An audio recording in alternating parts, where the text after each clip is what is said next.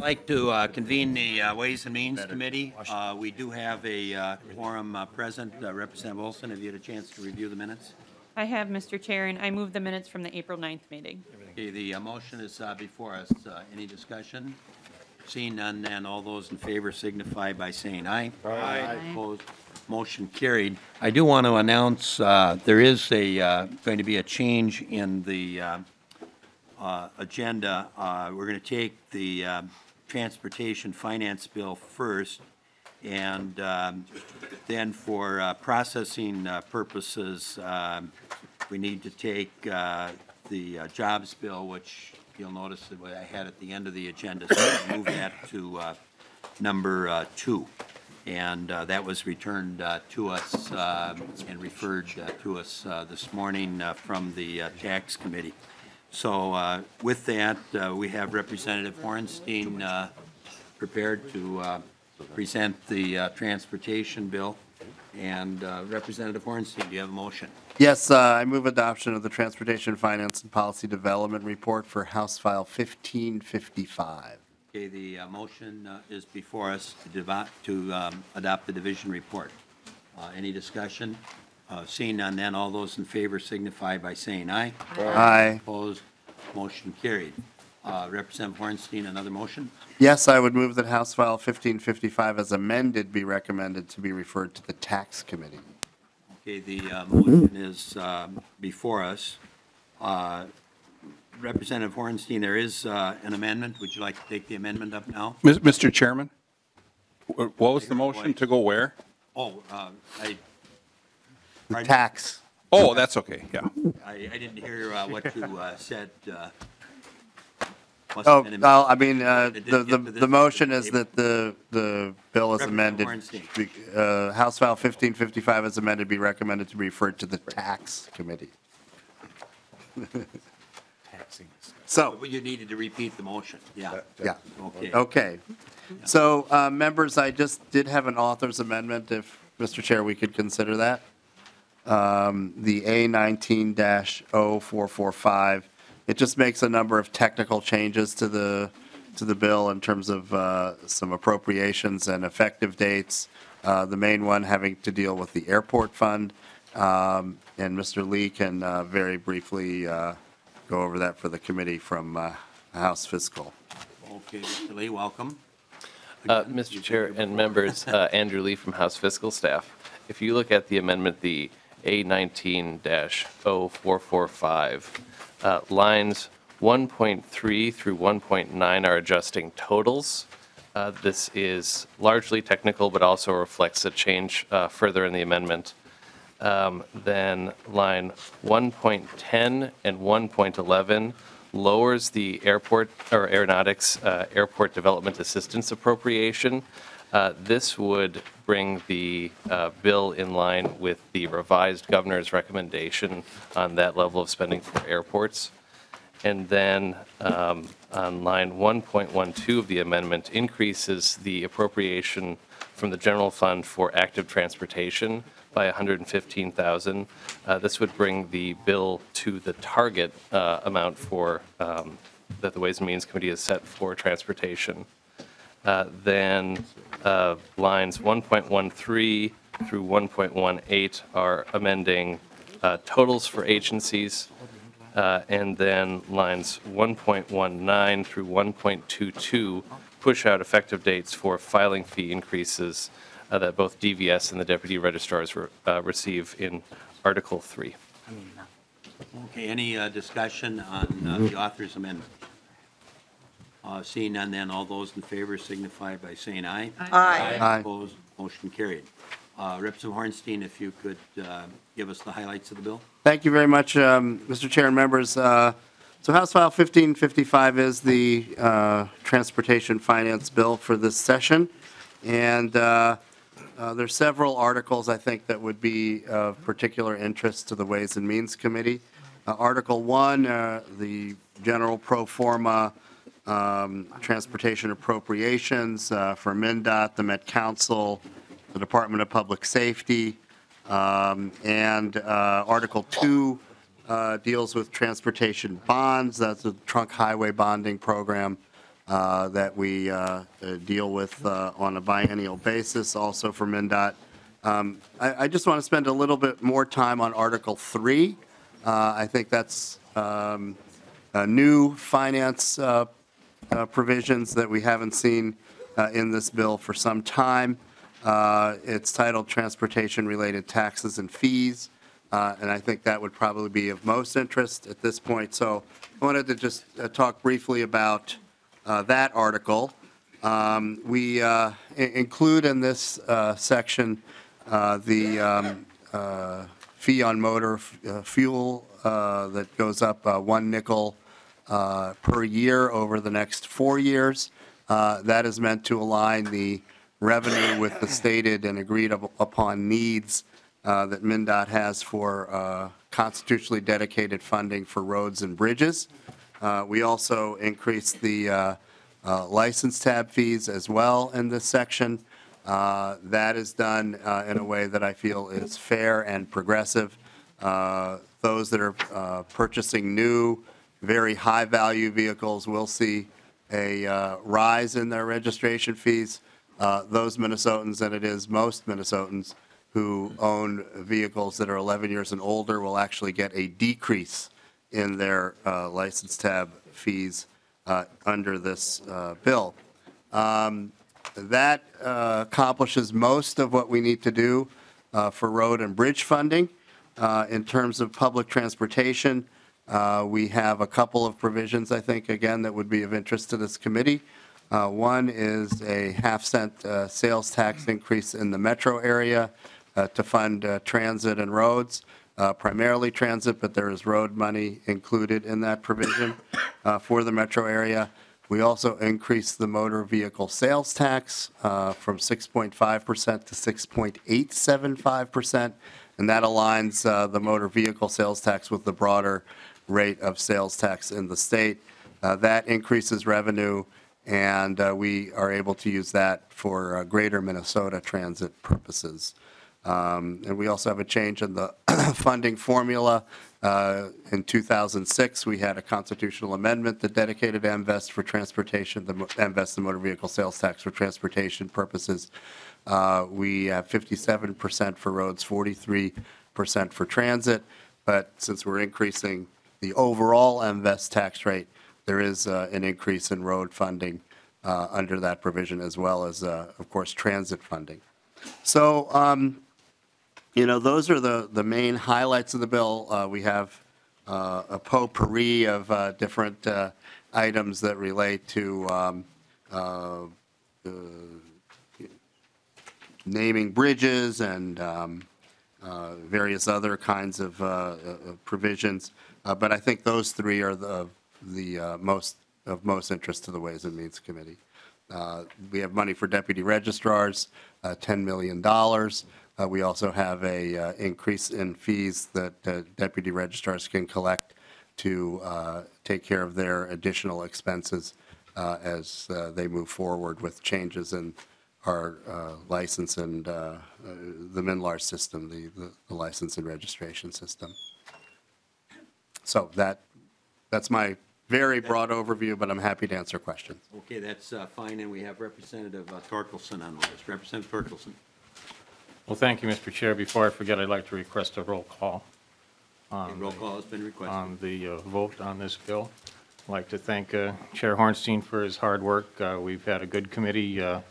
He has adopted some provisions in this bill that have been suggested by Republicans, and I do appreciate that. But overall, the bill is very unpleasant. This ambitious transportation bill is really a shift to reverse for motorists and makes Minnesota one expensive place to drive. The gas tax increases by 70% over 3 years and then piles on top of that with ever-rising gas taxes on autopilot, with every added nickel paid by drivers who buy fuel in Minnesota. It would make us the fourth highest gas tax state in the nation. Registration fees will be dramatically higher, picking the pockets of car buyers. In most cases, this will result in increased fees of over $1,000 over the life of the vehicle, and if you have a more expensive vehicle, even more than that. Vehicle purchases will also be subject to additional sales tax. as that rate moves from 6.5%, as Chair Hornstein said, to 6.85%. Finally, the fees paid for transactions related to registration, titling, and licensing are all increased. All of these added costs fall directly on Minnesota motorists, again, making Minnesota one expensive place to drive. You might think that would be enough, but there is more. The bill adds an additional half-cent sales tax on the seven-county metro area, with the annual revenue of $290 million going to Met Council and the Metropolitan Transit Advisory Board. All of this taxing adds up to nearly $1.5 billion in the 2021 biennium and $2.4 billion in the 22-23 biennium. Representative Hornstein also mentioned the change in the MVEST distribution. I can remember when we passed that constitutional amendment that has some rather unusual wording in it that requires no more than 60% of that go to roads and at least 40% of that go to transit. Since that's stayed constant since 2006, and now we are taking a bigger bite for transit, meaning a smaller bite goes to our roads and bridges. Where does all this revenue go? The first 7.5 cents of new gas tax is spent just to replace the sales tax revenues that were budgeted for transportation, and instead will become part of the bloated general fund. The working family tax credit is not in this bill, but it's been directly tied to the increase in the impact of increased gas taxes on working families. That additional cost means that another 2 cents or so of our gas tax is really going to fill other pots. What's left will go to transportation, and it looks good, but we know that support for the gas tax is waning. Even the governor, in his recent remarks, indicated it's one of those things that he might negotiate on. As the proposed amount of revenue goes down, the amount of money left for transportation goes down. This bill really is a bit of a shift in gimmick. Revenue that we thought would be going to transportation is going elsewhere. The cost of driving is going up dramatically for all motorists who drive in the state of Minnesota. Mr. Chair, this is really a disappointment. Representative Hornstein, do you want to respond? Sure. Thank you very much, Mr. Chair and Representative Torkelson, for your comments. And I just wanted to respond to a couple of statements here. You know, Minnesota is already an expensive place to drive, and this is actually going to help us be less expensive. Why? Because Minnesotans are paying $1,000 in what we call a congestion tax. This is money that Minnesotans are losing in lost productivity due to wasting time in traffic. They're wasting gasoline in traffic, and they are paying sometimes $200–300 a year to repair their cars because they're getting damaged in potholes. We just had a situation on I-94 where 14 people had damaged tires in a period of just a few minutes when a pothole opened up in the middle of I-94 on a weekday. And that's an example of unexpected expenses that Minnesotans are paying because of the state of our really crumbling infrastructure, which the Society of Civil Engineers, the nonpartisan Society of Civil Engineers, has rated a D+, a D+ grade for our road and bridge infrastructure. That's what's costing Minnesotans money. And this is what this bill will attempt, and I think successfully attempts, to reconcile, because much of this money that we're spending is going to simply maintain our 50-year-old road and bridge infrastructure. In addition to, I think, some very important expansion that we can accomplish through the increased fee on motor fuels, as well as the money that we appropriate for the trunk highway bonds. And let's be clear, the $2 million in trunk highway bonds would not be possible if we were not getting additional revenue from the fuels tax, because if you could imagine this bond program being a credit card, we are at the limit of our credit card. And we don't do what the federal government does. We don't have a continuing resolution to raise the debt. Here in Minnesota, we live within our means. And so if we are to be able to access bonds, we're going to have additional revenue. I would also note that the price of gas has gone up 60 cents in some parts of the state over the last 6 months. And that money isn't going to fix roads and bridges in Minnesota. That money is primarily going to a whole host of folks along the supply line for oil. Some of it is, of course, very legitimate profit expenses and expenses for R&D and transportation and, of course, profits. But some of it goes to speculators and these big oil companies. And we're not seeing any results. We're not seeing any improvement on our infrastructure from that 50, 60 cents that Minnesotans have been paying in an increased cost for gasoline over the last few months. So this is a modest 5 cent per year increase that stays in the state, that stays in our communities and funds roads and bridges in our state's constitution. And finally, Mr. Chair, I do want to address the issue, and I know that Representative Torkelson has concerns about the very slight change in the formula that we have on MVEST. You know, the fact that we're increasing MVEST slightly, the tax from 6.5 to 6.875 will actually increase the amount of money that goes to roads. It's not a cut in road money. And we need money for public transportation throughout the state. We have 720,000 people will move into the metro area in the next 20 years.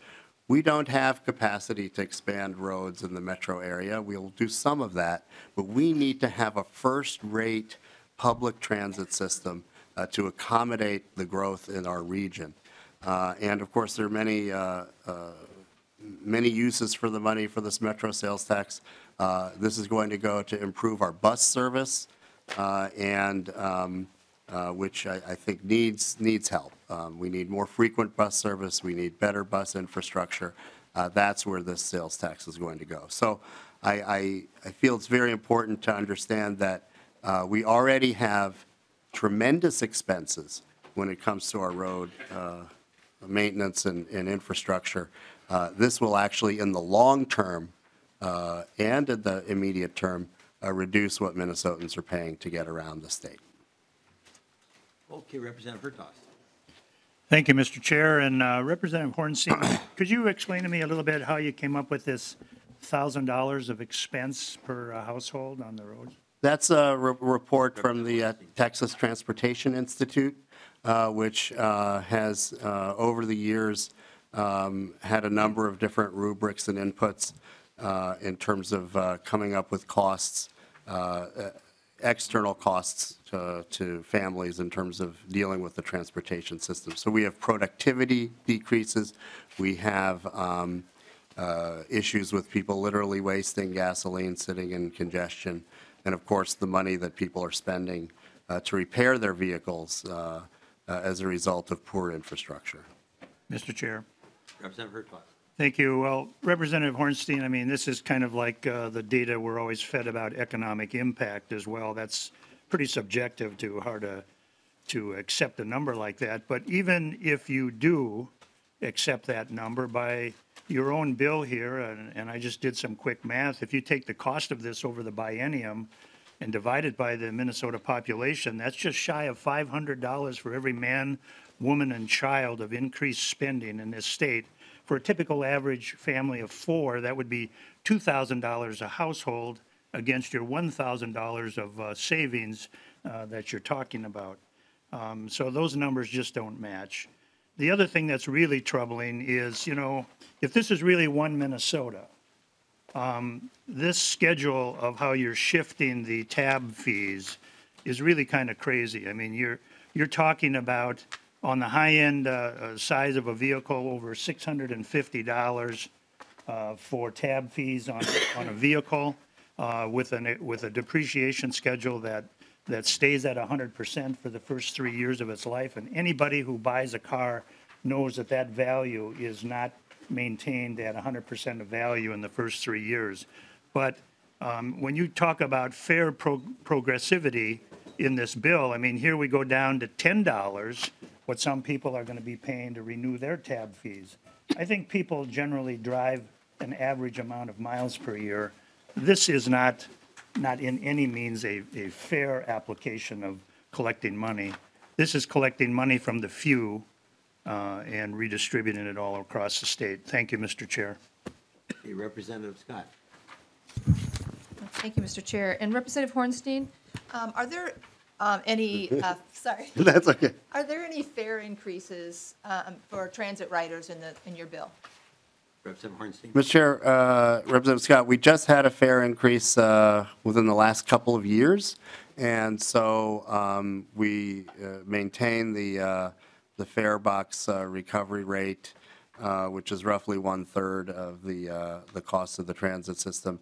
What you have, Mr. Chair and Representative Scott, whenever we increase fares, and again, there was relatively recently a fare increase, you lose riders, and it takes a while to regain that ridership. Again, I think that it's natural that we would raise fares periodically. I don't oppose that, but we just did that, and I don't think it's necessary to do that again. Mr. Chair, thank you. And so Representative Hornstein, if we lose riders when we raise those rates, I don't think that's a good excuse for not raising them when they need to be, but it seems to me that this bill seems to be shifting a lot of the cost to people that are driving motor vehicles, some of which have no option to even use transit, and I know you're trying to fix that too, but it seems to me that this is particularly hard on people that live in rural Minnesota that have to drive a lot, and it seems like we're leaving rural Minnesota out of the picture on a lot of the DFL bills this year, and it seems like the push is to get them all to move towards the metro area, and I don't think that's good for Minnesota, and those, I guess, are just my comments, and I can't support the bill in its present form. Thank you. Mr. Chair, can I just briefly respond to Representative Scott? Just two quick points. I think it's quite the opposite in terms of the greater Minnesota impacts of this bill, both for roads and transit. As you know, there's sometimes some legitimate concern among metro legislators on both sides of the aisle related to how the funding formula works for roads and bridges. And I'm not here to start World War III, and I'm not, we don't want to change that formula, but many argue that that formula does benefit greater Minnesota. And we have seen tremendous support for the Corridors of Commerce program in greater Minnesota, which gets $300 million of bonding for projects like Highway 14, Highway 23, the I-94 corridor. These are projects that benefit greater Minnesota. I think the funding formula benefits greater Minnesota. And on transit, greater Minnesota, it's not just Metro Transit. We need transit throughout the state.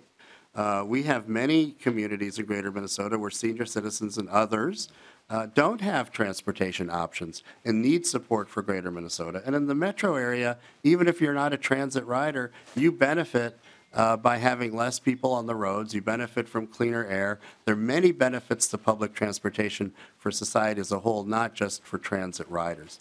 So I just wanted to make that point. But in terms of greater Minnesota benefiting from this bill, it truly is a one Minnesota bill. And I believe that particularly in the road and bridge funding parts of this legislation, there will see tremendous benefits to areas outside of the metro area. Okay, any further discussion? Representative Garofalo, I understand you'd like to make a few concluding comments. Yes, sir. Thank you, Mr. Chairman. And Representative Hornstein, just one quick question for you. On page 37 of the bill, line 4 through 20, specifically the line on 37.18 through 37.20. It says, for the purposes of this calculation in this paragraph, the population of Hennepin County must be multiplied by 0.2, and the population of Ramsey County must be multiplied by 0.35. What is that? Mr. Chair and Representative Garofalo, this relates to the motor vehicle lease sales tax. When we passed the transportation bill in 2008, there was a provision that the metro counties, excluding Hennepin and Ramsey, would get a portion of the metro vehicle, or the MVLST sales tax and the motor vehicle lease sales tax. And I think there was some legitimate concern in Hennepin and Ramsey that they were not included in this. And so this year we do include them. The reason we have this population rubric is that if we had apportioned this money in the same way we currently apportion it to the other counties, Dakota, Washington, Anoka, et cetera, it would have been a tremendous amount of money, given the fact that Hennepin and Ramsey have such a higher proportion of population. So we had to adjust that for those two counties so that, you know, they would not be getting a extraordinarily high proportion of that revenue. I think Mr. Lee could probably amplify that as well if I didn't explain it clearly enough. Mr. Lee? Mr. Chair and Representative Garofalo, yes, so the metropolitan counties, because of the motor vehicle lease sales tax changes in the bill, would see a increase from their current allocation of about 15 million once the phase-in is complete after the first fiscal year. And the growth of that would largely go to bringing the two counties that weren't currently in the distribution in, but the percentages work such that all of the other 5 counties would essentially not have a reduction, but would get about the same as what they were getting before, and a slight increase in the tails. Thank you, Mr. Chairman. And thank you, Representative Hornstein. That's kind of what I thought it did, so we'll continue that conversation on the House floor. Mr. Representative Hornstein, I do want to compliment you on one thing. You didn't increase the electric vehicle surcharge in this bill, so I want to thank you personally for that. I think it's like the one thing, it's one tax I don't think you did raise. But I do, members, want to provide a real-world example of the consequences of high taxes and the financial incentive for tax avoidance. A coworker of mine lives in rural Wisconsin, just across the border, and is in the process about a month ago of purchasing a small tractor, like a with a front-end loader on it for clearing their driveway. They have a large lot. And in the process of the negotiations with the dealer they were buying it from, so it does not qualify under the motor vehicle sales tax. This is actually subject to our sales tax. In the process of those negotiations, the dealer who was selling this from Washington County suggested to my coworker that they deliver that item to their house. And as a result of doing that, it would reduce the purchase price by 2%. Because that's the separation and the difference between the sales tax in Washington County and this rural county in Wisconsin. And so in the state of Minnesota, we don't lose out on that 2%, we lose out on the entire transaction. And that's exactly what my coworker did. He had this transferred, I had this delivered to him so he would pay the sales tax at his house as opposed to purchasing in the state of Minnesota. And on these taxes and fees, time and time again, as we make things more expensive, we are providing a financial incentive for people to engage in legal tax avoidance. It's legal, it's lawful, you can do it, but we are continuing to provide more financial incentives for more people in East Grand Forks to register their vehicles in North Dakota. This is already happening right now. For these sales tax transactions to be orchestrated so they take place outside of our state. And ultimately, this results in less revenue and puts our businesses that are selling many of these products at a competitive disadvantage. For this and other reasons, I would urge a no vote on this bill and ask my colleagues to join me. Thank you, Mr. Chairman. Okay, and a roll call has been requested. Representative Hornstein renews his motion that House File 1555 as amended be recommended to be referred to the Tax Committee. Clerk will take the roll. Representative Carlson? Aye. Representative Olson? Aye. Representative Garofalo? No. Representative Albright? No. Representative Bernardi? Aye. Representative Davids. Representative Dabney. Aye. Representative Jaskowski. Representative Eklund. Aye. Representative Hamilton. No. Representative Hansen. Yes. Representative Hausman. Yes. Representative Hertos. No. Representative Hornstein. Yes. Representative Kresha. No. Representative Liebling. Yes. Representative Lilly. Yes. Representative Long. Yes. Representative Mariani. Representative Marquardt. Representative Nelson. Yes. Representative Newer. Yes. Representative Pulowski. Yes. Representative Poppe. Aye. Representative Schomaker. No. Representative Scott. Representative Torkelson. No. Representative Vogel. Representative Wagenius. Yes.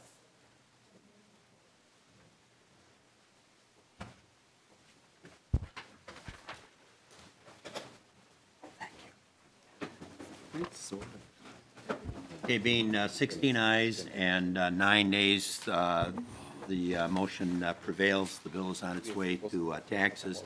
I would like to, before we go to the next bill, however, acknowledge, we do have the Commissioner of Transportation present in the audience, and one of the reasons I want to acknowledge her, she's the former Speaker of the House, but maybe almost as important, she was a member of this committee at one time. So she is in the audience as well. We also have another former member from the other side of the aisle, Marty Seifert, who was the minority leader and sat on this committee as well. Mr. So, Chair, Representative did I Seifert miss did. somebody? No, I just wanted to comment on the record that Representative Seifert probably did the best transportation-related filibuster in the history of the Minnesota House of Representatives, I think, I'm not sure he sometime in wants to be 2007. So I enjoyed it very much and learned quite a bit. I'm just reminded that we also have former Senator John Harrington in the audience as well, and he's also Commissioner of Public Safety. Somewhere. Oh, there he is, up at the top. Okay, very good. Thank you for being here, and thank you, Representative Hornstein. And as I mentioned at the beginning of the meeting, we were going to have a slight change in the agenda due to the timeliness of processing the bills up in the revisor's office. We need to take the jobs bill up now.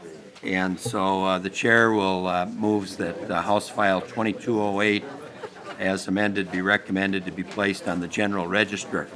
And members, we had a thorough discussion of this yesterday. If you recall, I indicated it was going to taxes and that it would be coming back here. And the only change is the provision that dealt with the tax issue was then removed in taxes, and so now the bill is before us, and no tax provisions are in it, and it'll go to the general register with the chair's motion.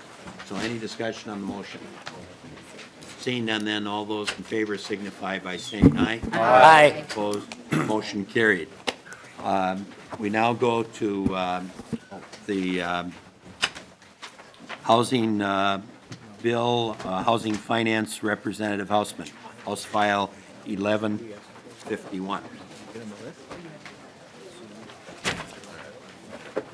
Representative Hausman. Mr. Chair, I move adoption of the Housing Finance and Policy Division Report for House File 1151. Okay, the motion is before us. Any discussion? Seeing none, then all those in favor signify by saying aye. Aye. Opposed? Motion carried. Representative Hausman. And I have a second motion, is that correct? I Yeah, move move that the bill. House File 1151, as amended, be recommended to be placed on the general register. Okay, the motion is before us, and if you would, let's see, do we have an amendment here? Oh, no amendment. There's no amendments on this bill, then. So if you could explain the bill. Mr. Chair and members, we have updated statistics from the Minnesota Housing Partnership that say that more than 1 in 4, or 572,000 households in Minnesota, pay more than they can afford for housing. That number has grown by nearly 26,000 households from 2015 to 2017. Similarly, the Wilder Foundation's release of their report shows that from 2015 to 2018, 3 years, homelessness in Minnesota has gone up a whopping 10%, 9% in the metro and 13% in rural areas. And one of the reasons it's higher, I believe, in rural areas is the aging population, because the growing group of those who are homeless are over 55. With those statistics in mind, I turn to House File 1151, which provides appropriations for the MHFA budget totaling $26 million over the biennium, with $10 million of that as one-time spending. I would have hoped for maybe 3 times that, but given the nature of the times, we do acknowledge this amount. Many of these programs have bipartisan support in my committee, and there are bipartisan co-authors on the bill. While there's a great need for access to affordable housing across the state, this bill is a start to addressing the systemic issues facing our state. We provide appropriations over base for programs addressing workforce housing, rental assistance for people with mental illness, stable housing for students experiencing homelessness, among others. I'd like to call out just a couple of people for special thanks. Representative Gunther has had a long history with the Challenge Program. He is again the author of that this year, and that is in this bill. The Challenge Program was created in 1999 to address the workforce housing shortage across the state. And so we are carrying that forward. I'm also grateful for the hundreds of groups and thousands of people through the Homes for All Coalition who have been telling the story over the last few years and making the need so clear to so many of us. You just see a huge amount of conversation about this. Mr. Chair, it's a very short bill. You have both a research and spreadsheet before you. I don't know if do you want the fiscal analyst to go through the spreadsheet? I think only if there's questions. If you want to come forward. And Representative Garofalo, you're on the list to wrap up. I don't know if there's anybody else. Any? I think we can probably just move the room. Representative Garofalo. Thank you, Mr. Chairman and members. The budget target for this committee is $26 million above base. It's a 25% increase from the base target.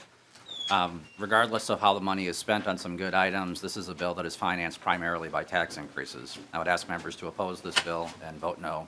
But I do look forward to working on the issue, particularly with the Homework Starts at Home initiative that's in this program. Thank you. Okay, any further discussion? Seeing none then, Representative Hausman renews.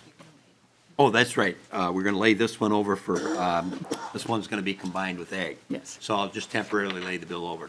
Very good. I was getting ahead of the game. Thank you, Mr. Chair. We now have Representative Poppe with the ag bill, and this one will be, these two will be combined. So Representative Poppe, do you have a motion? Yes, I'd like to move adoption of the Agriculture and Food Finance and Policy Division Report for House File 2200. Okay, the motion is before us. Any discussion? Seeing none, then all those in favor signify by saying aye. Aye. Opposed, motion carried. Representative Poppe?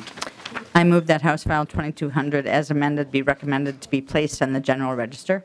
Okay, the motion is before us, and this one, there's no amendments either. Okay, if you'd like to explain the bill. Thank you, Mr. Chair and members. The mission of the Minnesota Department of Ag is to enhance Minnesotans' quality of life by ensuring the integrity of our food supply, the health of our environment, and the strength of our agricultural economy. The ag budget is less than 1% of the state budget, but ag as an industry or enterprise supports more than 430,000 jobs and generates $112 billion in economic activity. Before us today is House File 2200, the Ag and Food Finance Division bill, which meets the target, which overall was $7.6 million over base. 3 entities are funded with this bill: the Minnesota Department of Ag, the Board of Animal Health, and AURI, which is the Agricultural Utilization Research Institute. There are 4 articles of the bill. Article 1 is the ag budget, which funds the core functions of the MDA, Board of Animal Health, and AURI. The budget reflects the priorities of the Department of Ag and with some adjustments to reflect the priorities of committee members.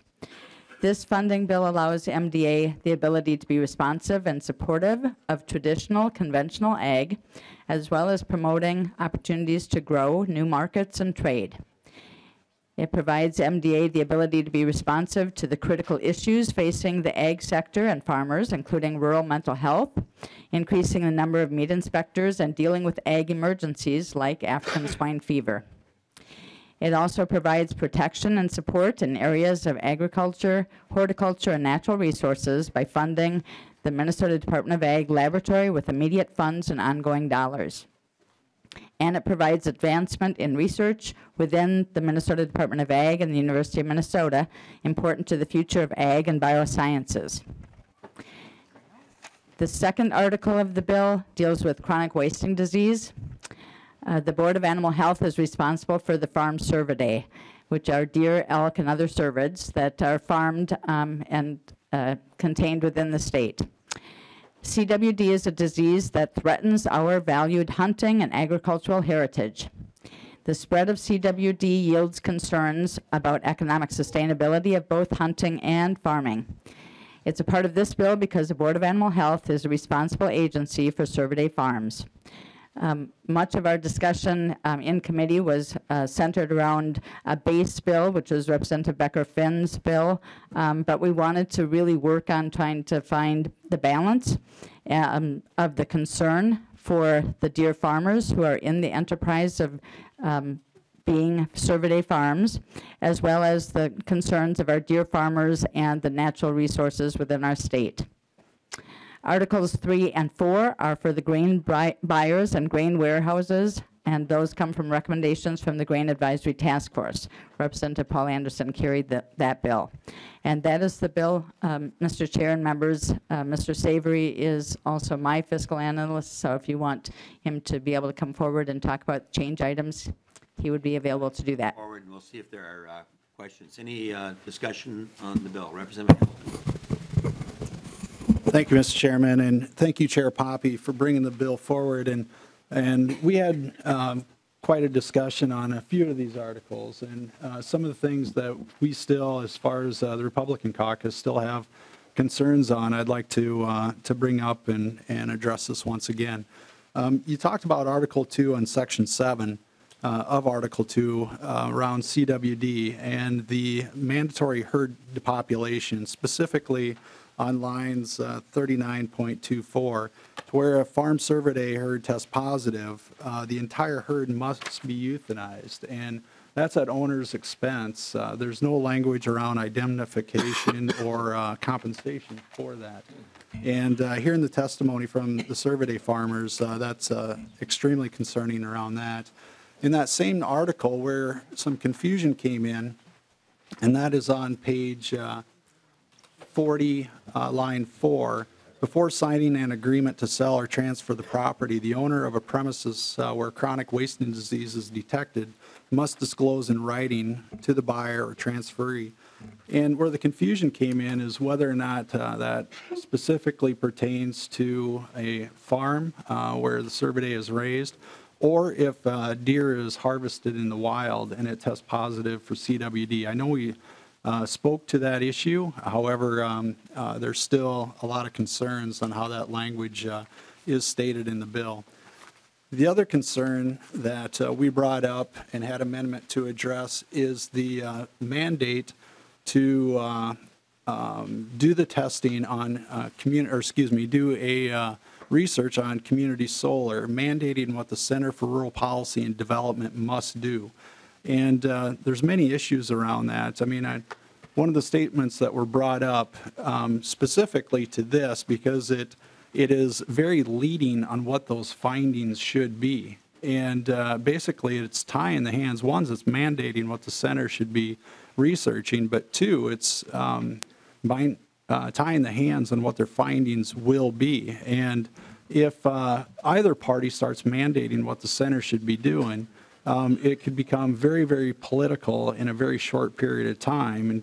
And what was brought up in committee is that the center's name then could be changed, whether it's the Center for Republican Policy or Development or the Center for Democratic Policy and Development. So I don't believe that's an area that we want to a path that we want to head down. Very, very capable people within the center, and I know that they send out surveys and they have board members all across the state that will determine what they're going to be studying. The other concern is that there's no language to fund the Turf Seed Council. I know that you did say that you're working on this and trying to find where those dollars are going to come from, but currently we do not have the Turf Seed Council funded here. The other item, as it pertains to AFRAC, I know Representative Paul Anderson spoke to this about having that extended to what AFRAC Council actually asked us to do was 10 years. There's only a 5-year extension on this, and like Representative Anderson said, we need that longevity of the council when you start doing research on phosphorus initiatives and others. You stated in your opening statement about the budget being less than 1%, and you're absolutely right. You and I both know that we have a very, very small budget, but what was also brought up in committee is that we wish within the jurisdiction of the Agriculture Finance Committee that we could do more for dairy farmers. And so those concerns were raised as well. So for those reasons, I'll be voting no on this bill, and I ask that others do the same. And Mr. Chairman, I'd like a roll call. Roll call has been requested. Any other discussion? Seeing none, we have a couple of motions, Representative Hamilton, before the bill would come up for a final vote. Would you like to wait until we come up to a final vote? We're going to combine this and housing. Mr. Chairman, I guess I would like to have the vote on this separately, and I'm not sure when we'd be able to do that versus, unless there's going to be a roll call on housing as well. But I would like a vote on this bill. I don't anticipate there's one, but, Okay. well, let me finesse that a bit. It does kind of put things a bit out of order, but your motion, we would have to have, let's see, Representative Hausman was going to make a motion to combine, so we would have to. Mr. Chair, I'll make that motion. Pardon? I'll make that motion. I would like to move to amend House File 2200 by incorporating the language contained in House File 1151 as amended as a separate article. Okay, that motion is before us. And any discussion on that motion? Seeing none, then all those in favor signify by saying aye. Aye. Aye. Opposed, motion carried. Representative Poppe renews her motion then that House File 2200 as amended be recommended to be placed on the general registrar. And then we also have to add some language that staff be directed to make technical corrections and amend the title. So that would be included in the motion.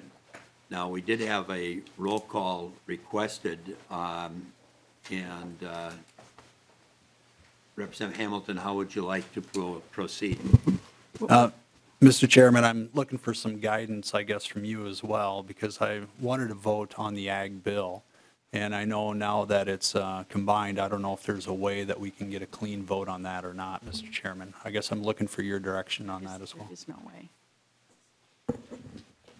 Well, let me consult for a moment here. You've raised kind of a complicated issue, being that these are combined.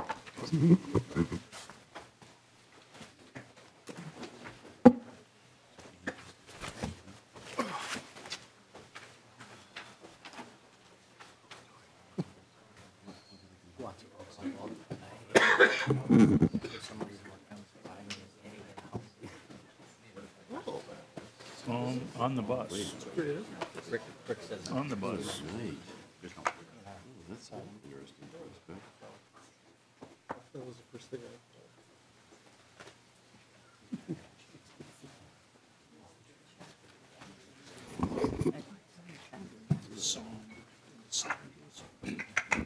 take several motions to unravel the situation. Representative Hausman? Well, Mr. Chair, I guess my knowledge of parliamentary procedure is there is no way, because if we did, that would mean final passage of that. Then we'd have to vote to reconsider. We'd have to have a motion to reconsider. So I think the only way we can proceed really in a clean way is for you to make your final amendment with that language and then have final vote on the bill.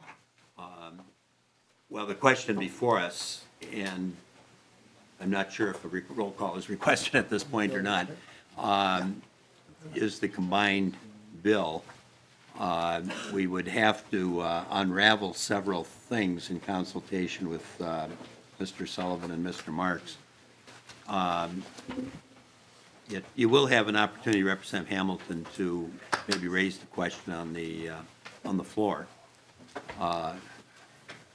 Representative Garofalo, Mr. do you Chair. have any advice on how to handle this? Well, first of all, we appreciate you being accommodating in this. There actually is a way to do this, and what we could do is we could take the Hausman bill and offer the agriculture bill as an amendment. We would have a roll call vote on that. And at that point, I don't think that bill is going to be going anywhere. You can just dispense it and leave it in the committee. Then you can come back to the ag bill that has the housing finance amended onto it and pass that out as still as your vehicle and author. And we'd have to eliminate it, but we've got a motion before us on the combined. I don't want to do that. Representative Hamilton, you had your hand up. Well, Mr. Chairman, if we're willing to do what Representative Garofalo stated, I would withdraw my roll call and just ask Representative Garofalo to repeat what he recommended. Mr. Sullivan had a suggestion. Would you care to review what your suggestion was? Mr. Chair and members, my suggestion was similar to Representative Garofalo's, and similar to what Representative Hausman mentioned as well. If she withdrew her motion to do the combination, members voted, or if she just withdrew her motion or reconsidered, was her motion adopted? It was adopted. It was? Okay, if it was, then there need to be a move to reconsider that vote, and then Representative Poppe could renew her motion to send the ag bill to the general register. There could be a recorded roll call vote on that motion, and then there could be another motion to reconsider that vote, and then redo the process of combining the two bills. A similar thing happened 3 or 4 years ago on the jobs bill when it was combined with a couple of other bills in this committee. Members, I've been here for a number of years. I've never quite had this situation before. I would refuse. Thank you, Mr. Hamilton, Representative Hamilton. Representative Liebling, on the question of procedure. Right. Well, thank you, Mr. Chair. And I just wanted to weigh in. Well, I can appreciate that Representative Hamilton wants a recorded vote on one piece. I just would remind the committee that, you know, on the supplemental budget that we had in the last year, you know, some of us might have wanted to have a separate vote. You know, this comes up all the time. Members have to vote for stuff in bills that go together. And, you know, it's just kind of the nature of the beast. In fact, there's probably not one omnibus bill that a member says, yeah, I love this whole bill, and there isn't a piece I'd like to vote on separately. I just feel like it's a lot to ask, and we should just go ahead and take the vote. And on the floor, if a member wants to, you know, offer an amendment on a certain part of the bill, they certainly have the option, can get their vote that way. But I just think that to kind of try to do all these parliamentary gyrations so that a member can have a vote that the member wants is kind of not really sensible. Representative Well, thank you, Mr. Chair. I'm a little surprised that Representative Liebling is bringing up last year's activity, because of my understanding was that the new majority was going to avoid that sort of behavior. Perhaps this would be a good time to start a discussion on the single subject clause. Or not. I won't do that, Mr. Chair. Okay. Representative Hausman. Representative Hausman. Mr. Chair and members, it might be helpful for the audience watching why we're doing this. In the Senate, their committee is Ag and Housing. I mean, there's a reason why we're putting these two together. In the Senate, their committee is Ag and Housing. That's why we just did this. Okay, any further discussion? Representative Hamilton. Well, thank you, Mr. Chairman. I did make that motion for a roll call before the two bills were combined. And so, Mr. Chairman, I don't know if we can just go back and ask for the roll call to combine the two bills. And therefore, we'd be able to get a vote on the agriculture bill separately.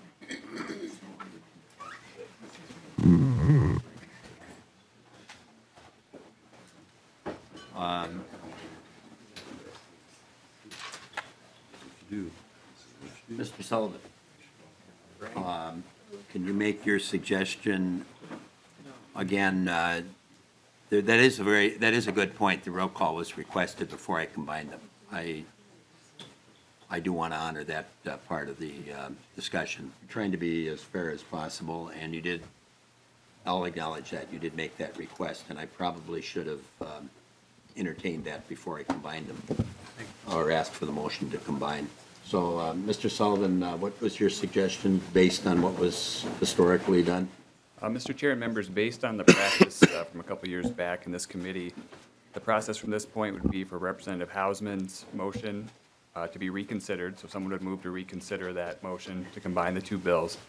And then Representative Poppe would renew her motion to send House File 2200 to the General Register.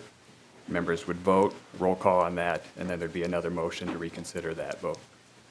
Okay, Representative Hausman, would you be willing to make that motion? Representative Tabelin, you had your hand up. Yeah, thank you, Mr. Chair. And I just want to say that, my understanding was that when Representative Hamilton asked for a roll call, there really wasn't a motion on the table to ask for a roll call on. And there was some discussion about that very fact. So I think it's a bit revisionist to say I had to ask for a roll call on that. He explained that he wanted a roll call on the ag bill, and I think the chair explained that, in fact, that probably wasn't going to be available. So I guess I stand with Representative Hausman in not wanting to go back and redo all of this.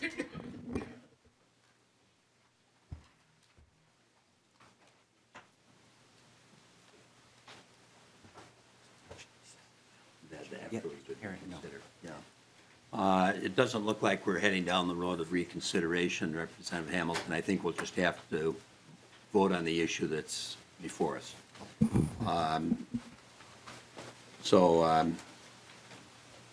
The motion before us at this point was the one Representative Poppe then renewed her motion that House File 2200 as amended be recommended placed on the General Register, and staff be directed to make technical corrections and amend the title.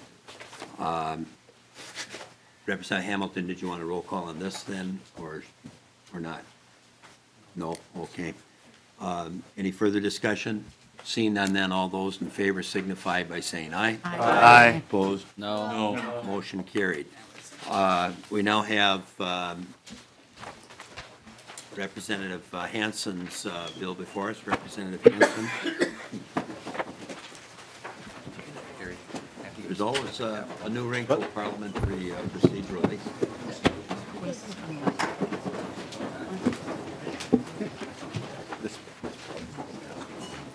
This last bill.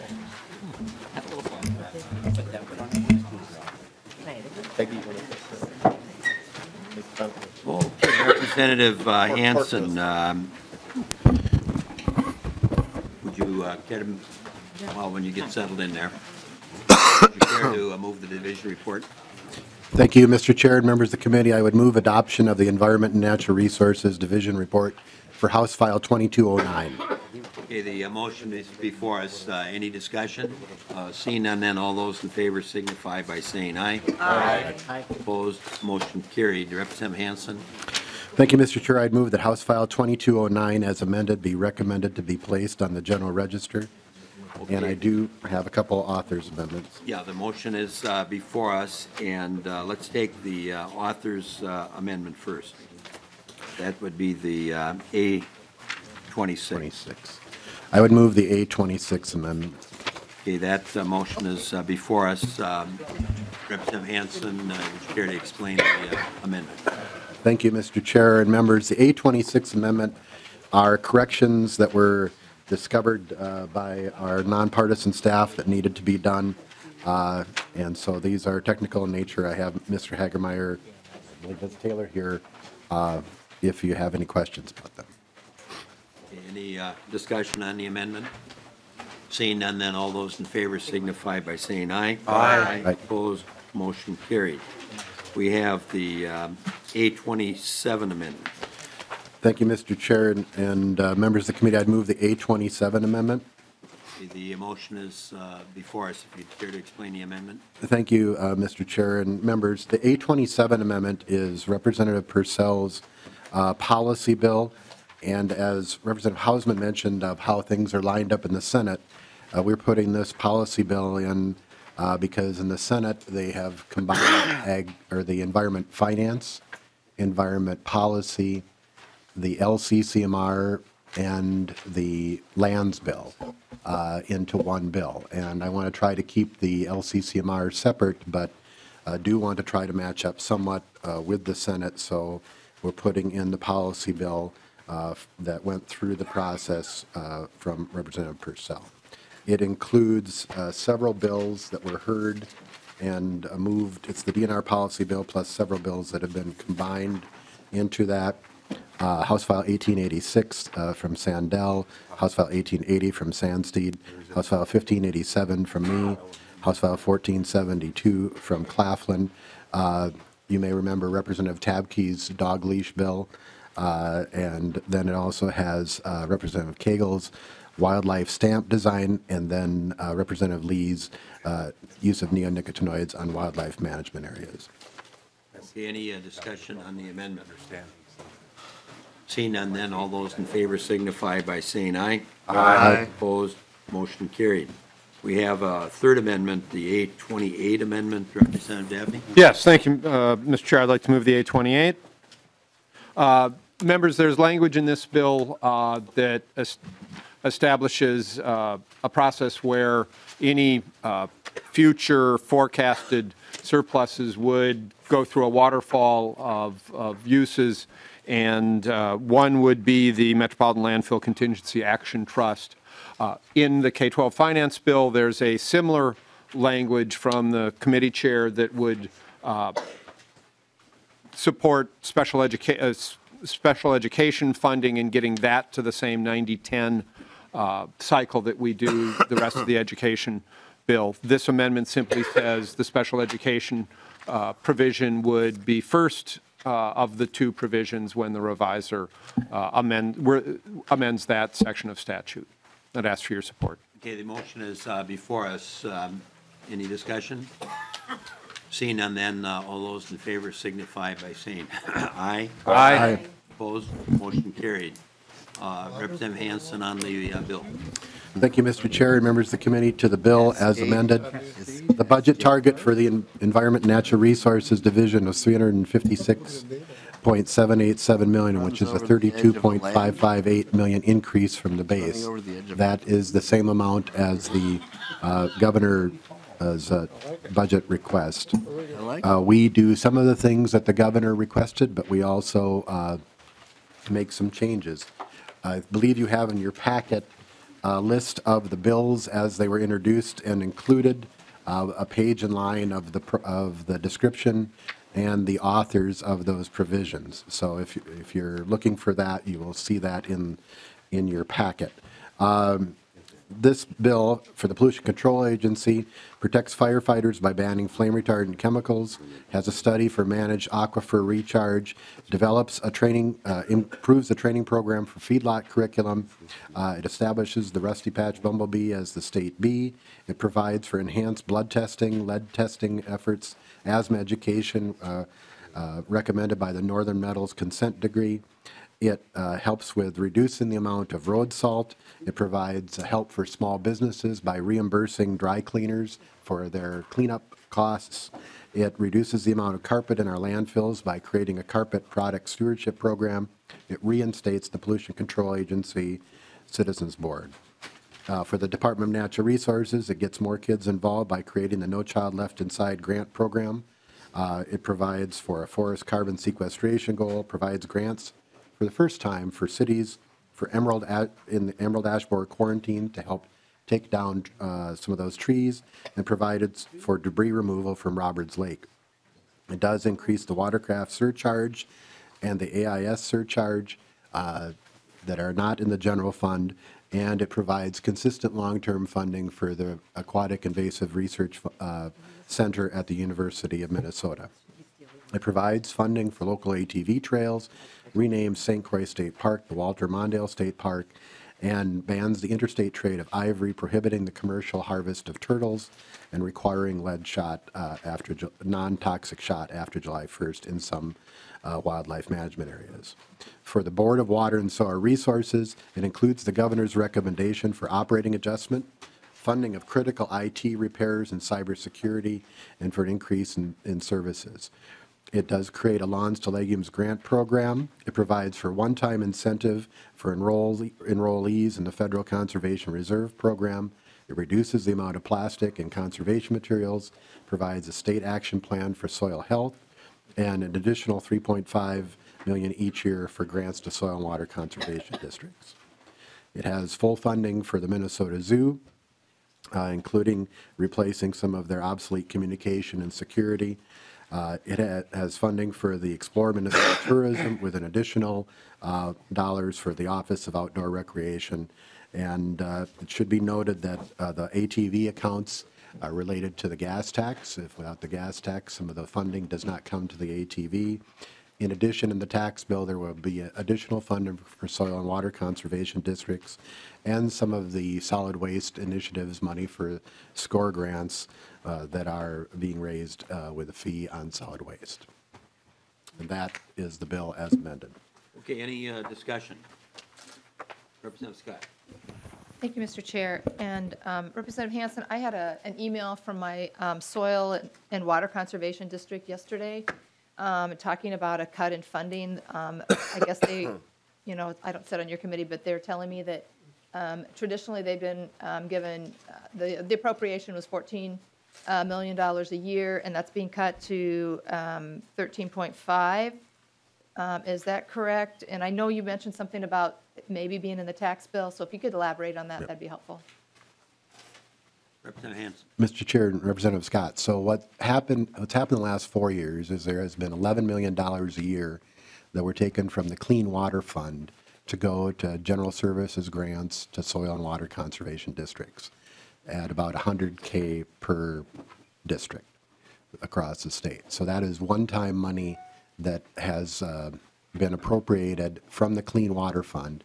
And actually this year in the Clean Water Fund, there's also been the sweep. We just talked about, Representative Davney had that amendment about sweeping general fund when there's a surplus. That $22 million last year, because there was a surplus in November, that $22 million went back into the Clean Water Fund for appropriation this year. So there's been $11 million. The soil and water districts want $14 million a year.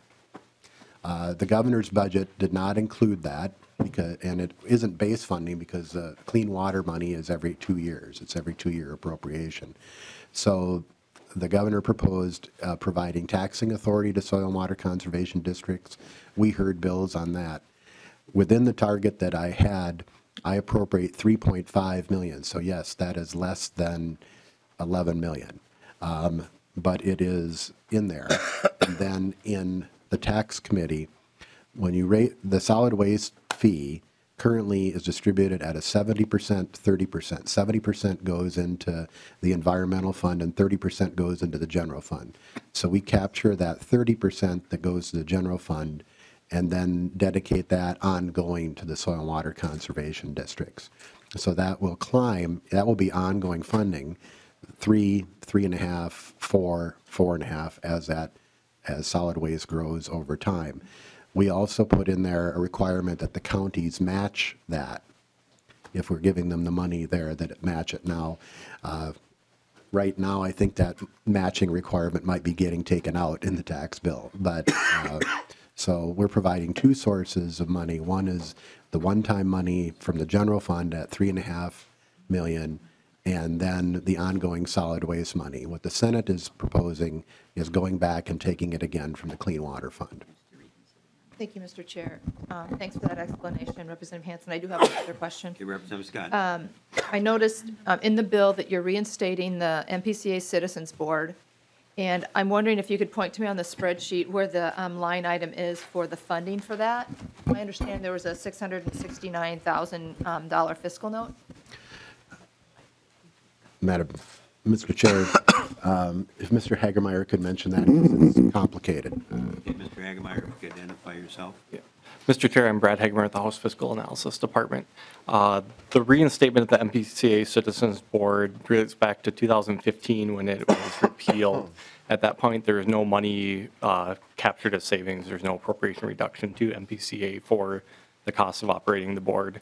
The same bill that is included in this bill in 2016 was fiscal noted as not having a cost. The agency could absorb it at that point. So there wasn't any funds included this time for the reinstatement of MPCA Citizens Board, even though there was a fiscal note that showed a higher cost. Thank you. Any further discussion? Representative, was it Representative Torkelson next? I was going to go last. You wanted to go last, okay. Representative Kresha. Thank you. And I'm trying to go by order, and I had sure Representative Torkelson's name on the list. Yep, understood. He's more important than I am. Just have election certificates. So.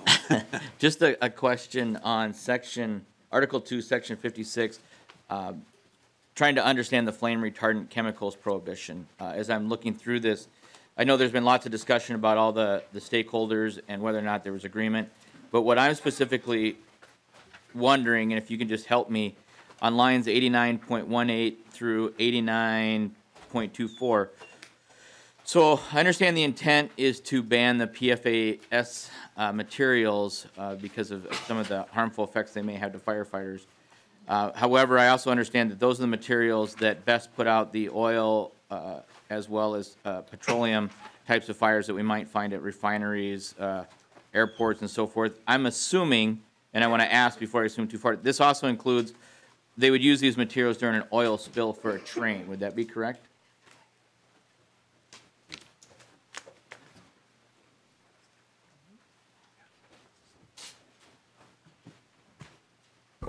Representative Hansen. Thank you, Mr. Chair, and Representative Kresha. I think if you look at the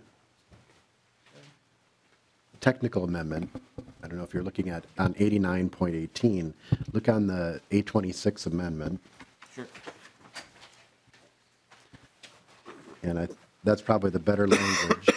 A manufacturer wholesale may not manufacture, sell, offer for sale, distribute or sale or distribute for use in the state class of B firefighting foam that contains intentionally added PFAS, except for use by oil refineries, oil and petroleum terminals, and airports. And I believe, if my memory is correct, in the testimony in committee that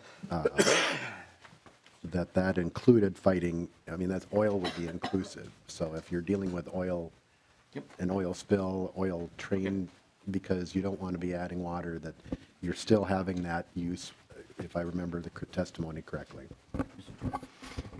Follow up, Mr. Chair. Okay, and so I think I understand that. So we are still going to allow for this material to be used because it's the best substance to put the fire out. And this is my just understanding that I want to make sure I understand that in practicality. On line 89.22 to 89.24, we say in here, Class B firefighting foam that contains these should not be or must not be used in training exercises.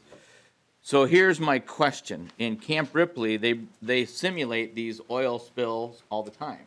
And then they start the fire and they have all this. My question is, are these materials going to be available in case the training exercise gets out of hand, or is it not going to be around at all? I'm just trying to avoid a situation. And the other thing is, because it's on Camp Ripley, does that not apply?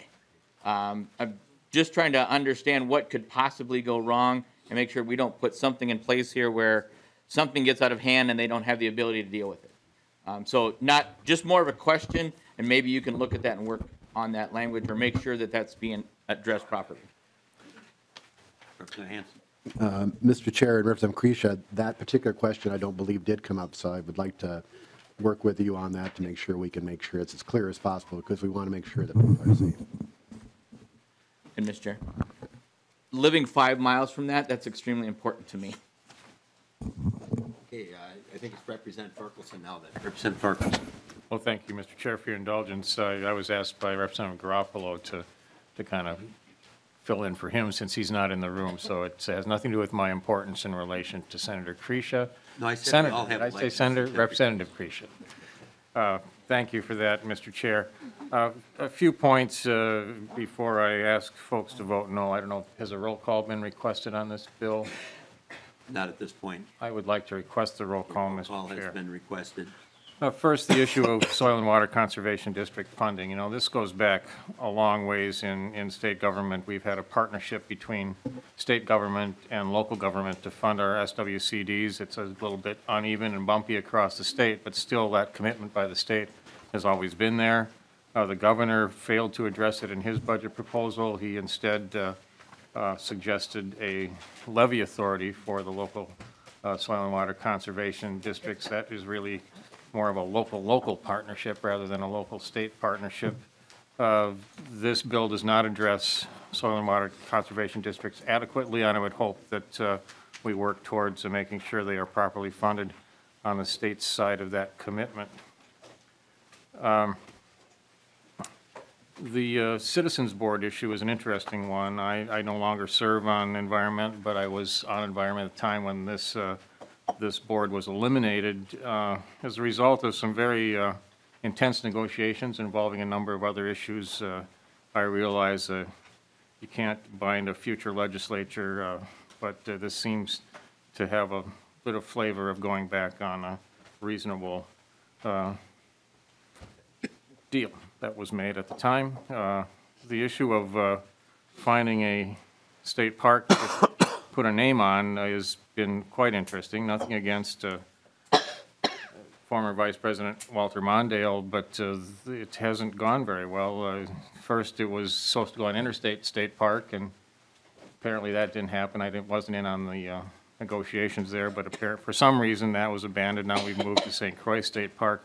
I don't think that's really been fully vetted and deserves a little more attention, perhaps a bit of delay. And the very interesting part of this bill is there are a number of funding provisions that are based contingent on other changes in other bills and other parts of state law where the funding is only available if other funding changes are made.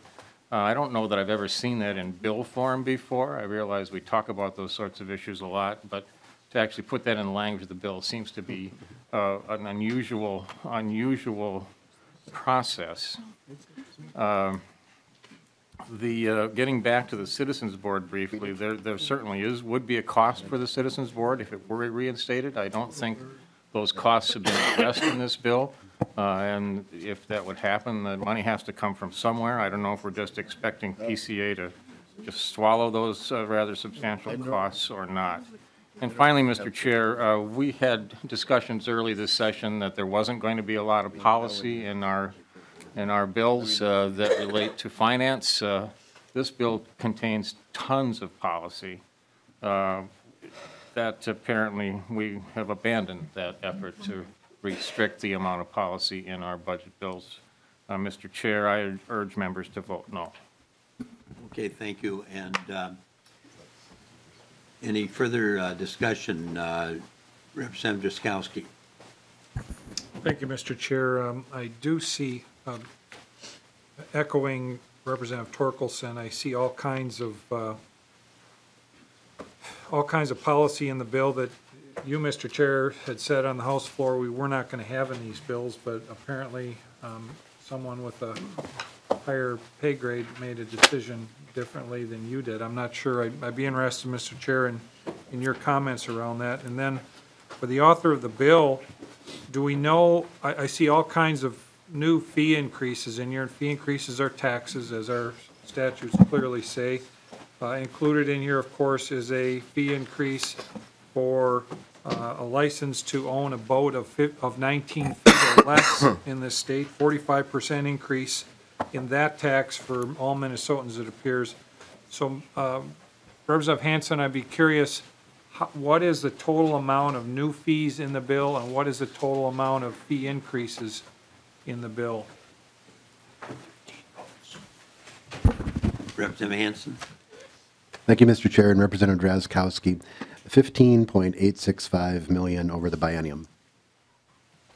So, Mr. Chair and Representative Hansen, that's the total of the new fees in the bill and the fee increases, I assume. Is there a list of all of those in a spreadsheet for the committee? Mr. Chair, I have Mr. Hagemeyer, the third-party validation of the accuracy of those numbers. Mr. Chair, if you guys are handed out a spreadsheet for this bill, the Environment Natural Resources Finance tracking sheet dated April 8th, 2019 at 1:47 p.m. Starting at the bottom of page 5, you'll see the revenue and transfers. All the fee increase revenues, basically negatives denote a new revenue, or negative numbers denote a new revenue coming in. Positive numbers would be a lost revenue. Some are just transfers or accounting purposes on here, but the new fees are all listed there. The majority of that 15 million is, as you said, the boating increases, which were on line 303. You'll see the increase for the registrations of boats, the 3-year registration, but it's 5.89 million. And then you'll see on line 300 the aquatic invasive species surcharge, which accounts for about 8 million of the revenue. So most of the revenue are contained in the watercraft surcharges, as you mentioned. Thank you, Mr. Chair. Well, I'll save my critique of the outrageous policy provisions in the bill for the House floor, but Mr. Chair, your comments on the proliferation of policy, and not only this bill, but the rest of the omnibus bills, which is contrary to your comments on the House floor a week or two ago. Just to inform members, there have been discussions about the alignment of various bills with the Senate. And so some of what you see happening with these motions with alignment are a result of negotiations with the Senate. And I think when, I shouldn't say I think, I know when Representative Hansen made the amendment to this bill, he pointed out that that was to align with the Senate bill to create some ease of putting things together in conference committee. So that's the answer to the question. It was negotiations with the Senate. Thank you, Mr. Chair. One more question for Representative Hansen. Drazkowski. Thank you. Representative Hansen, could you characterize where the CWD legislation is? Is it in this bill? Or is there a policy bill coming? Representative Hansen. Thank you, Mr. Chair. Representative Drazkowski, there is $4.4 million appropriated in this bill, and then there is language relating to that on how that should be spent. We take $500,000 each year of that 4.4. The governor's recommendation was 4.4. It's on line, on line 20 or on page 28 of the bill. And if you look at 28.26. So that's the CWD language, and we change the governor's recommendation in a couple ways. We create the Adopt a Dumpster program and direct the DNR to work with the PCA on developing guidelines for managing carcass disposal, and then we appropriate $500,000 each year to the chronic waste and disease initiative that's going on at the University of Minnesota. So that's the Chronic Waste and Disease Response Research and Policy Program, and that's on page 29. And the language about the Adopt the Dumpster and directing the guidelines, I believe, is near the end of the bill. That's on, starts on page 90.7 is the language that describes those appropriations. So, Mr. Chair, and Representative Hansen, did you address the antler point restrictions in southeast Minnesota as part of the CWD? Thank you, Mr. Chair. And Representative Drazkowski, it is not in this bill, but I believe it is in the Senate bill. Thank you, Mr. Chair. Okay, Representative Hertaus. Thank you, Mr. Chair. And Representative Hansen, I'd like to direct your attention to page 63 of the bill. And it is section 35 referring to non-toxic shot required for taking small game. In subdivision 1 in bold, first line, it says non-toxic shot on wildlife management areas in agricultural zone. Then subdivision 2 refers to farmland zone. And for the purpose of this section, the farmland zone is a portion of the state, and it gives a description of where that is. Is subdivision 2 reference to farmland zone, referring specifically to subdivision 1 as the agricultural zone? Mr. Chair, and Representative Hertas, yes, because it would, if you look on 63.5, then you see the cross-reference with farmland zone. So I think I would agree with you, it probably would be clearer if 63.3 said farmland zone, but 63.5 does say within the farmland zone. I think farmland zone and subdivision 2 is the descriptive. And Mr. Hagemeyer, is that correct? Okay, thank you, Mr. Chair, and Representative Nelson. Yeah, I do think it would make more sense in 63.3 to call that the farmland zone or refer to the other two as agricultural zone, so there's not any lack of clarity about what you're trying to say there. Representative Hansen. And Mr. Chair and Representative Hertas, I think the motion, when we finally move this, will have the technical corrections language. So I would think that that could be a technical correction, Mr. Sullivan. Would that work? Would you consider that technical? Yeah, Mr. Chair and members of the committee, if that's okay with the committee members, that's certainly a change that we could make in consultation with the reviser. And that'll be part of the final motion, to do the technical part of it. So, Representative Hertas, did you have anything more? Thank you, Mr. Chair. That ends my questions for now. Okay, we have Representative Torkelson. I had you down for the wrap-up. Is that part of the same, or? I'm working on it, Mr. Chair. I would like to. Well, I thought you did the wrap-up already. Well, Okay, you're recognized, Representative. Well, thank you. We'll wrap up the wrap-up, I guess, if that's okay with you. An issue that I did miss in my earlier comments, and perhaps Representative Dabney can help me with this, but on Section 54 of the bill, there is a outdoor recreation office created within Explore Minnesota Tourism. And as I understand it, that bill had a fiscal note of $12.8 million for the biennium, yet the financial portion of this is really not addressed in this bill. I understand that the department, DNR, was not enamored with your proposal, and neither was the Explore Minnesota Tourism Office. There is a substantial amount of money involved here, a substantial reorganization of the environment, Explore Minnesota Tourism, a department. This really should have gone to GovOps as a result of those substantial changes. It did not. And it seems like a very dramatic maneuver within this bill in relation to Explore Minnesota Tourism. Any further discussion? Oh, Representative Dabney, I didn't see your hand go up. Thank you, Mr. Chair. I was waiting for Representative Torkelson to finish. Representative Torkelson, the absurd fiscal note, if you had looked at it, anticipated significant spending that was not authorized. And the language that is currently in this bill is meaningfully different from the bill as originally introduced that the fiscal note was based on. It envisions a planning year and the development of a plan, and so it doesn't authorize any of the spending that was attributed to the original version of the bill. What other states have done, and Minnesota is starting to fall behind on, is develop offices of outdoor recreation with multiple responsibilities, better engaging their state's residents and tourists, hence the Minnesota tourism, to be engaged in the out of doors, building job and business opportunities in the growing outdoor recreation market, and then working with particularly higher education institutions, such as in Minnesota, Vermilion Community College offers degrees in the industry. so that they can complement the rich opportunities for outdoor recreation up in the Ely environment and beyond.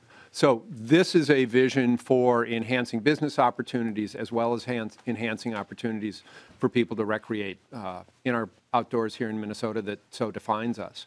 I would hope that greater business opportunity in greater Minnesota would be something that you and I could agree on. Thank you, Mr. Chair. Representative Torkelson. Well, thank you, Mr. Chair, and thank you, Representative Dabney. That certainly is something we can agree on, but the procedure and process by which you went about getting this particular issue inserted into this bill is something that I really don't think we can agree on. If the fiscal note was that far off, it should have been revised, and this bill should have gone to GovOps. Okay, any further discussion? Seeing none, a roll call has been requested. So Representative Hansen renews his motion that House File 2209 as amended be recommended to be placed on the general register and staff be directed to make technical corrections and amend the title. Any further discussion? Seeing none, then we'll take the roll. Representative Carlson? Aye. Representative Olson? Aye. Representative Garofalo? No. Representative Albright? No. Representative Bernardi? Aye. Representative Davids? Representative Dabney? Aye. Representative Drzeskowski? No. Representative Eklund? Aye. Representative Hamilton? No. Representative Hansen? Yes. Representative Hausman? Yes. Representative Hertaus? No. Representative Hornstein? Yes. Representative Kresha? No. Representative Liebling? Representative Lilly? Representative Long? Yes. Representative Mariani? Aye. Representative Markport? Representative Nelson? Aye. Representative Neuer? Aye. Representative Pulowski? Aye. Representative Poppe? Yes. Representative Schomaker? Representative Scott? Representative Torkelson? No. We have that for us. Representative Vogel? I'll look at somewhere. Representative Wagenius?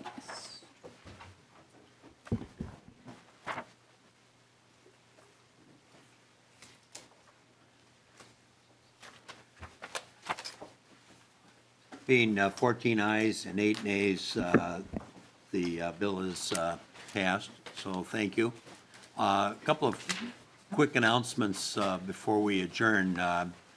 Originally, we planned to have a DFL discussion in 400 North. That's canceled for today. And tomorrow, we're scheduled to meet at 11 o'clock. But I would ask members to watch your emails. You know, we got that storm coming in, and they did change the start time for the House to 10 o'clock. So we'll stay with, at least at this point in time, with 11 o'clock, and if that changes, we'll email people as quickly as possible. So with that, nothing more before the committee, we're adjourned.